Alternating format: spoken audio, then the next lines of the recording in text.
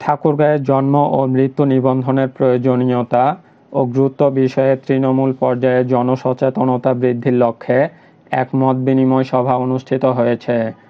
বৃহস্পতিবার ঠাকুরগাঁও সদর উপজেলার সালান্দর ইউনিয়ন পরিষদ চত্বরে আয়োজিত অনুষ্ঠানে প্রধান অতিথি হিসেবে উপস্থিত ছিলেন জেলা প্রশাসক ইশরাত ফারজানা।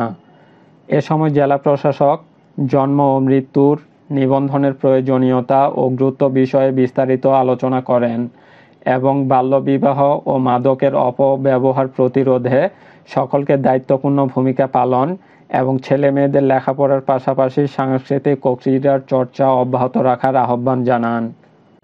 পরে জেলা প্রশাসক সেখানে কয়েকটি মসজিদে সিলিং ফ্যান, বিশুদ্ধ পানির জন্য টিউবওয়েল, অসহায় নারীদের কর্মসংস্থানের জন্য সেলাই মেশিন এবং দরিদ্র শীতার্ত 100 জনের মাঝে কম্বল বিতরণ করেন।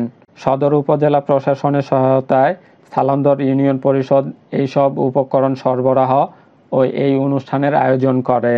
জেলা প্রশাসক হিসেবে আমার নিয়মিত যে কার্যক্রম, সেই কার্যক্রমের একটা অংশ হচ্ছে আমার ইউনিয়ন পরিষদগুলোর সার্বিক কার্যক্রম পরিদর্শন করা, সার্বিক কার্যক্রম ভালো মতো চলছে কিনা সে বিষয়গুলো দেখা। তার অংশ হিসেবে আজকে আমি সালান্দর ইউনিয়ন পরিষদে এসেছি।